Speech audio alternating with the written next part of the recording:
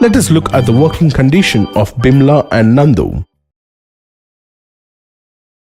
Bimla is an employee of a government bank. She attends her office from 9:30 a.m. to 5:30 p.m. She gets her salary regularly at the end of every month. In addition to the salary, she also gets provident fund, medical and other allowances. Bimla need not go to office on Sundays and other government holidays. These are paid holidays. While joining, she was given an appointment letter stating all the terms and conditions of work. Nandu is a daily wage worker in a small grocery shop. He goes to the shop at 7:30 in the morning and works till 9 p.m. He does not get any allowances apart from his wages. He works for 7 days a week and he is not paid for the days he does not work. He was not given any formal letter stating his appointment in the shop. He can be asked to leave the job anytime by his employer. What are the differences you see in their conditions of work? The working condition in Bimla's office is very much systematic and secured, but the working condition in the grocery shop is unsystematic and insecure. Thus, the enterprises or the places of work where the terms of employment are regular and people have assured work, these are known as organized sector. The small and scattered units which are largely outside the control of the government are called unorganized sector. Let us know the characteristics of organized sector. Units in the organized sector are registered by the government and have to follow its rules and regulations, which are stated in various laws such as Factory Act, Minimum Wages Act, Payment of Gratuity Act, Shops and Establishment Act, etc. Employees in the organized sector get a formal appointment order where all the terms and conditions are stated. Employees are expected to work only a fixed number of hours. If they work for extra time, they have to be paid extra by the employer. The employees are paid well in accordance with their position and get paid leave, payment during holidays, provident fund, gratuity, etc.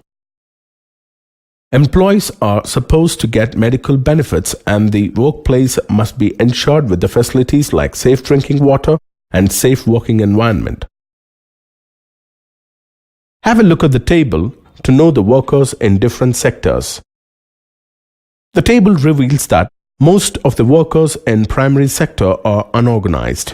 About 93% of the total working population is engaged with the unorganized sector in India. What do you think are the reasons for such a scenario? Though organized sector offers the most demanding employment opportunity, it has been expanding very slowly. Many organized enterprises are found in unorganized sector. They enter unorganized sector to evade taxes and do not follow the laws that protect laborers. As a result, a large number of workers are forced to enter unorganized sector where they get very low salary. Since the 1990s, a large number of workers have been losing their jobs in the organized sector. Hence, they are forced to take up jobs in the unorganized sector. There is a need to protect the huge portion of workers engaged in unorganized sector from getting exploited. What difference do you observe in both the sets of pictures? In the first set, people are working in unorganized sector in a rural area. In the second set, people are working in unorganized sector in an urban area. In the rural areas, the unorganized sector comprises of small and marginal farmers, sharecroppers and artisans like weavers, blacksmiths, carpenter, goldsmiths, etc. Do you know that nearly 80% of rural households in India are small or marginal farmer? How do you think these unorganized workers in rural areas should be protected? They need to be supported through adequate facilities for timely delivery of seeds, agricultural inputs, credit, storage facilities and marketing outlets. On the other hand, in urban areas, unorganized sector mainly comprises of workers in small-scale industry, casual worker in construction, trade and transport, street vendors, head load workers, rack pickers, etc. Small-scale industries in the urban and semi-urban areas need government support for processing raw materials and marketing of output. Even the casual workers too need government protection. Can you distinguish both the sets of pictures? The services in the first set of pictures, the government owns the assets and provides all the services. These economic activities are under public sector. Government raises money even though taxes or other ways to meet expenses on the services.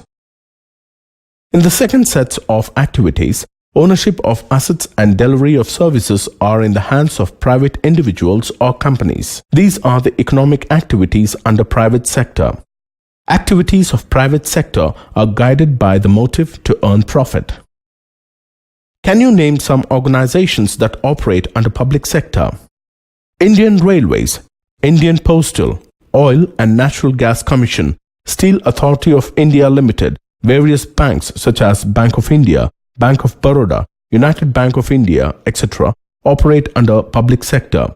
There is a large number of such examples. Some of the activities under private sectors are Tata Iron and Steel Company, Tata Motors, couriers like Blue Dart, insurance companies like Bajaj Allianz, oil exploration companies like SR, various banks like HDFC, Citibank, Axis Bank, etc. There are many other such examples. These are some activities needed for the development of our nation. Do you know who provides such development services? These are some activities where the government has to support. Private sector may not continue production unless government encourages. For example, generating electricity is costly affair. So, selling it in such high price will have adverse effect on small-scale industries. Because they cannot afford using electricity at a high price, so government needs to take up responsibility for distributing such services at lower price. Similarly, government needs to look after the non-profit areas which help in development, such as construction of roads, bridges, etc. Thus, government needs to take up responsibilities for developmental activities in our country. You must have seen people in the rural and urban areas buying goods from ration shop at lower price. Why do you think we get goods in fair price shops at a price lower than the standard market price? Government in India buys the agricultural products from the farmers at a fair price. And then goods are stored in the godowns that are sold time to the consumers through the ration shops at lower prices. Here, farmers get a much better amount than selling them to middlemen, and even the consumers avail them in lower prices. Government has to bear some of the cost and supports both the farmers and the consumers.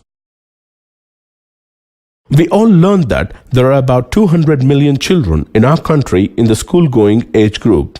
About 27.5% of our population lives below poverty line who cannot afford sending their kids to paid schools. Running proper school and providing quality education for all is one of the prime duties of the government. According to the United Nations Development Report, India stands in the 149th position. When compared to the literacy rate of other countries, India has one of the largest illiterate population in the world. Thus, education for all is the primary responsibility of the government. The government must spend a huge amount to solve the problem of illiteracy in India. Let us look at the following facts. Nearly half of India's children are malnourished. A quarter of the children are critically ill. The infant mortality rate of some regions like Orissa and Madhya Pradesh is higher than the poorest regions of the world, such as African countries. What are the reasons for such a scenario? A huge part of Indian population live a life below poverty line who do not have access to safe drinking water, housing facilities, nutritious food, medical facilities, etc. This is one of the major reasons for the stated facts. Government is responsible for providing them the basic facilities for survival, such as pure drinking water, safe house, ration in lower price, employment, medical and health facilities. It is the duty of our government to take care of the poorest regions of the country through increased spending in such areas.